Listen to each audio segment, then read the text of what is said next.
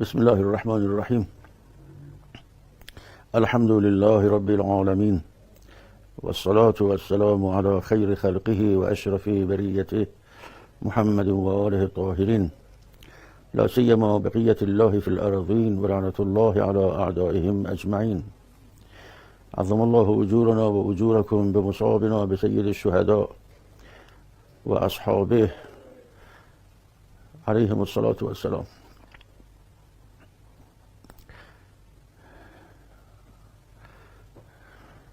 از بنده می‌خواهید که چند کلمه راجع به سید الشهداء سلام الله علیه به مناسبت ایام عاشورا عرایضی داشته باشم.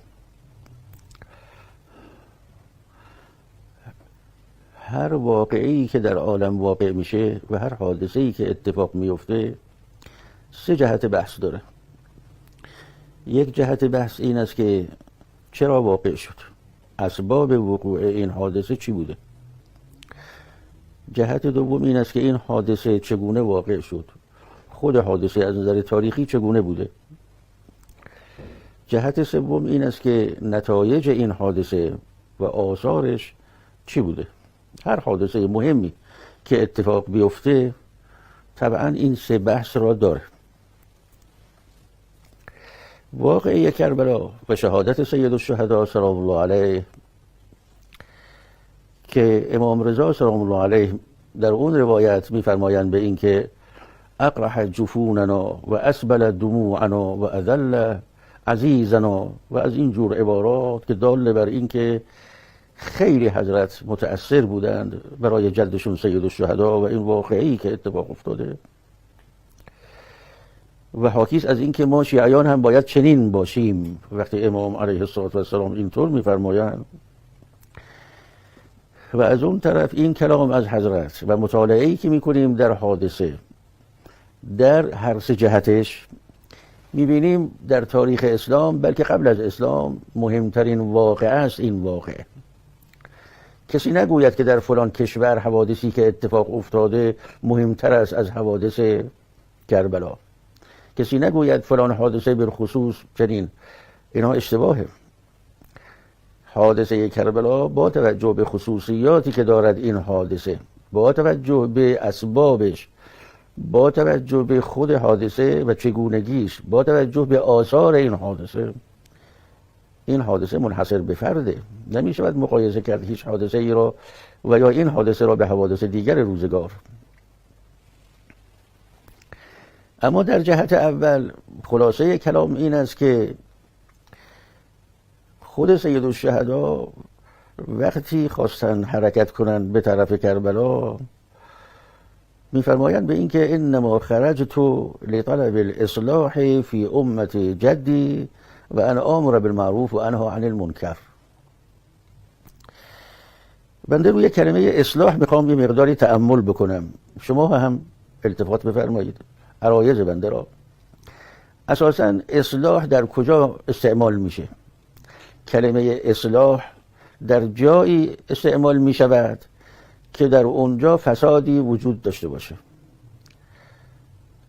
اگر فسادی وجود نداشته باشه که اونجا صلاح هست و در صلاح هست اون مکان یا اون جامعه، دیگه اصلاح معنا نداره. وقتی میگویند که من میخوام در اینجا اصلاحی بکنم، در این جامعه، در این کشور یا در بین این امت اصلاح میخوام بکنم، لابد فسادی وجود داره.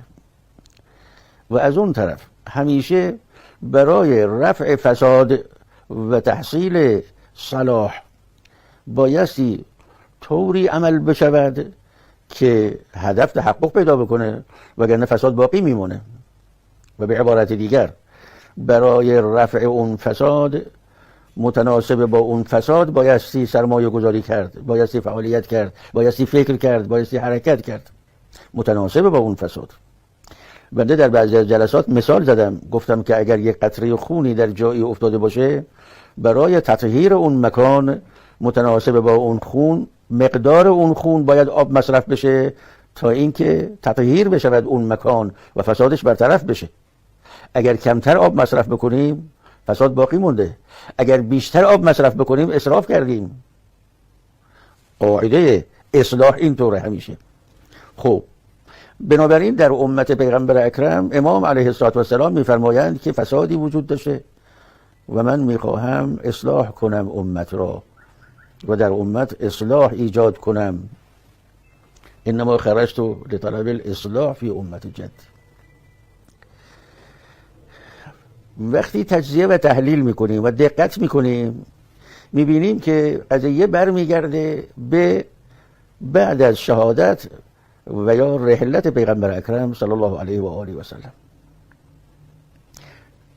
به اعتقاد بنده و نتایجی که بنده رسیدم در مطالعاتم و کارهایی که کردم اینه که طرح این بوده که بعد از پیغمبر اکرم اساساً دین انکار شود و مردم برگردن به زمان جاهلیت خودشون و به همون برنامه‌های جاهلیت خودشون. برنامه این بوده. شما ببینید وقتی پیغمبر اکرم فرمودن ایتونی به دواتن و قرطاس، اون شخص گفت که حسبنا کتاب الله. این حسبنا کتاب الله یعنی کنار گذاشتن اطرت. حسبنا کتاب الله. اینا شنیده بودن که پیغمبر اکرم مکرر فرمودن انی تارکون فیکم مستقلا کتاب الله و عترتی، اینا میدونستن. گفت حسبنا کتاب الله یعنی به تدریج بایستی فعلا حسبنا کتاب الله. همین کتاب اللهی را که گفت حسبنا کتاب الله، ولید ابن عبدالملک چیکار کرد؟ تیربارون کرد قرآن را تا رسید به کجا؟ تا رسید به اون جایی که بنا را بر این گذاشتن که صریحاً بگویند لا خبر اونجا ولا وحی نزل. برنامه این بوده، بنا گذاشتن به تدریج پیاده کنن برنامه را. این فسادی است که لامحاله بایستی مثل سید الشهدا برای اصلاحش و برطرف کردن این فساد به شهادت برسن. نه خودشون فقط، اولادشون، برادراشون، اصحابشون، و تا برسد به اون جایی که اسارت اهل بیت که کمتر از شهادت نیست. پس ببینید چه فسادی بوده که برای رفع این فساد این همه سرمایه گذاری و چاره‌ای جز این نبوده. چاره‌ای جز این نبود. پس چرا واقعه کربلا؟ سوال بحث اول این بود چرا واقعه کربلا و سبب این واقعه چی بوده و هدف از این واقعه چی بوده. این اجمال قضیه است که اگر تفصیل بخواید دوباره بایستی براتون بیش از این بیان بکنم، مطالبی رو بگم. اما این حادثه چگونه واقع شد و از نظر تاریخی چگونه بوده است این حادثه؟ توجه بفرمایید که اولا مثل امروز خبرنگاران اون چنانی وجود نداشتن تا این حادثه را برای ما درست نقل کنند. وسایل امروزه که نبوده. حادثه ای با این عظمت در ظرف چند ساعت واقع شده، اصلا قابل این نیست که بخوان تمام خصوصیات و جزئیات این حادثه را برای ما نقل بکنن. و از اون طرف اهل بیت که آزاد نبودن در نقل قضایا، غیر اهل بیت هم که داعی نداشتن بر نقل بلکه داعی داشتن بر اخفا و کتمان. این است که میخوام عرض بکنم حادثه کربلا را نباید مثل بقیه حوادث تاریخی بریم رسیدگی کنیم بر حسب اصطلاحات علم حدیث و علم رجال، تمام جزئیات را تک تک بخواهیم، روایتی را بخواهیم، نقلی را بخواهیم که علمای رجال از هر جهت، علمای حدیث از هر جهت بر حسب اصطلاح تأیید کرده باشند. این چیزی است که لا یمکن. ولکن از اون جایی که خداوند متعال خواسته که این حادثه باقی بماند، بعضی از خصوصیات و جزئیاتی که شاید بعضی از شیعیان سختشون باشه باور بکنن، بزرگان عامه روایت کردن چون خدا خواسته این حادثه بماند. شما میبینید ممکن است یه بچه شیعی پیدا بشه بگه عجب مگر میشود سر بریده بالای نی قرآن بخواند؟ نکنه این را علمای ما، محدثین ما، منبری های ما، مداحان ما جعل کرده باشن. این قضیه رو ابن عساکر رو نقل میکنه. این که ریختن به چادرها و خیام اهل بیت و گوشواره ها را از گوش دختران اهل بیت کشیدند، ممکن است شما بگید که عجب ما باورمون نمیاد که این همه قساوت، این همه فلان. این رو ذهبی روایت میکنه. این که سر سید الشهدا رو بگذارن در تشت و خیزران و فلان و لبای مبارک سید الشهدا رو یک کسی پیدا بشه بگه من باورم نمیاد. این حافظ ابن الجوزی روایت کرده. میخوام عرض بکنم حتی بعضی از جزئیات سنگین این حادثه را بعضی از بزرگان مخالفین روایت کردن. بنابراین کسی هی تأمل نکنه، بنابراین کسی خیالات و توهمات نداشته باشه، کسی تشکیکاتی ایجاد نکنه در حادثه کربلا.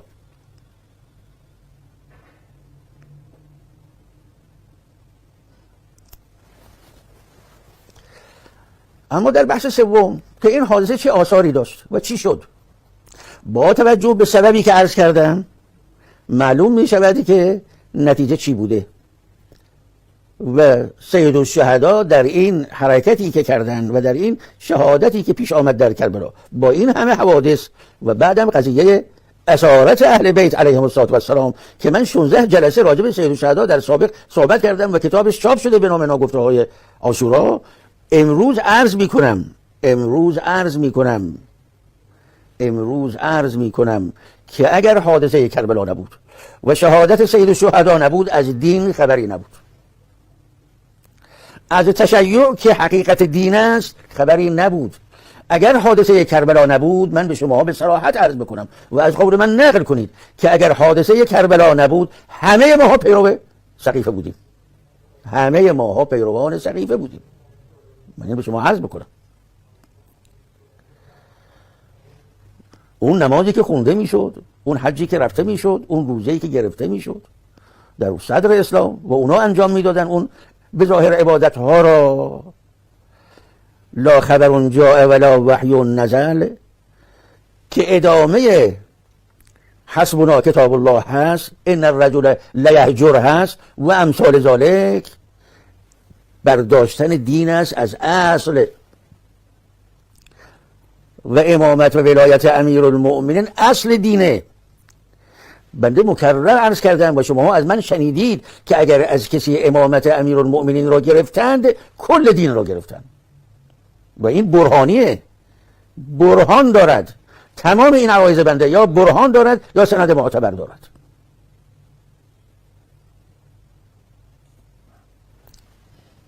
و البته در این نتایج مثبتی که گرفته شد برای دین، برای تشیع و امامت اهل بیت علیهم السلام، 4 گروه شریک هستند در تاریخ، در طول تاریخ. اولا فقها، ثانیا شهدا، ثالثا شعرا و مداحها و منبریها، رابعا پولدارها، ثروتمندان شیعه که اونا باز از حیث مالی و اقتصادی کمک کردن در موارد زیاد برای پیشرفت این مذهب به اموالشون. پس شهدا به خونشون، فقها به قلمشون، اغنیا و ثروتمندان شیعه به اموالشون و شعرا و خطبا و این مداحا به منابرشون. این 4 گروه در بقای این مذهب شریکن، در تحقق هدف سید الشهدا اینا شریکند. اینا اموری است که نمیتونیم منکر بشیم. بنده عرضم اینه که تضعیف جامعه مداحان جایز نیست، تضعیف حیات مذهبی جایز نیست، تضعیف خطبا و وعاظ جایز نیست. ما در تاریخ 2 تا منبر داشتیم. یک منبر درس بود که به عربی میگن کرسی درس. یک منبر داشتیم که منبر خطابه بود، خطبه نماز جمعه و خطبه نماز عید و امثال ذالک.